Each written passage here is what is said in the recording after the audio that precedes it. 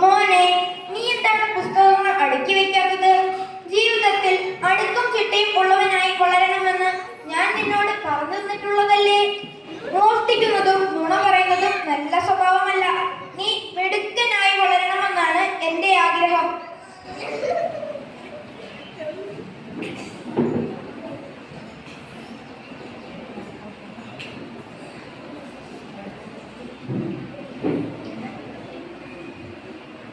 Hi, സ്വർണ്ണ നിറമുള്ള പേനകൾ, എന്തൊരു ഭംഗിയാണിതിന്. എന്തിനു വേണ്ടിയാണ് അച്ഛൻ 2 പേനകൾ സൂക്ഷിക്കുന്നത്? എഴുതുവാൻ ഒരു പേനയല്ലേ ആവശ്യമുള്ള?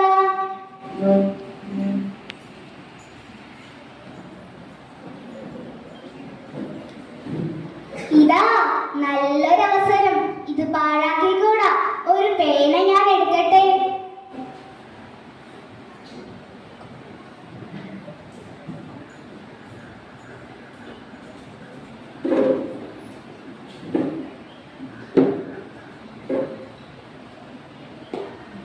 എന്റെ പേന എവിടെ? അത് കാണുന്നില്ലല്ലോ. ആരാണ് എന്റെ പേന എടുത്തത്? മകനെ, ഇവിടെ വരൂ. നീയാണോ എന്റെ പേന എടുത്തത്? അയ്യോ, എന്നെ തല്ലല്ലേ, ഞാനിനി മോഷ്ടിക്കില്ല. അയ്യോ.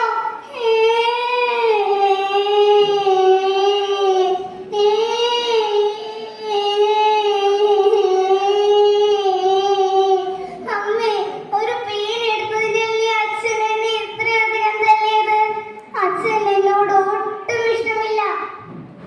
അരുത് മകനെ, ഇങ്ങനെ പറയരുത്. അച്ഛന് നിന്നെ വലിയ ഇഷ്ടമാണ്.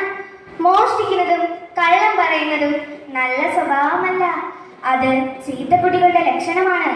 മോൻ നന്നാവാനാണ് അച്ഛൻ ശിക്ഷിച്ചത്. ഇനി ഒരിക്കലും എന്റെ പൊന്നു മോൻ കളവ് ചെയ്യുകയോ കള്ളം പറയുകയോ അരുത്.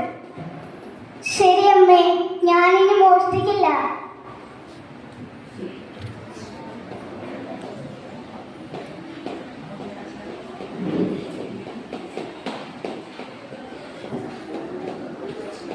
നെഹ്റുവിന്റെ ഈ ജീവിതാനുഭവം നമുക്കും ജീവിതത്തിൽ പകർത്താം. കള്ളവും ചതിയും ഇല്ലാതെ ഭാവിയുടെ വാഗ്ദാനങ്ങളായി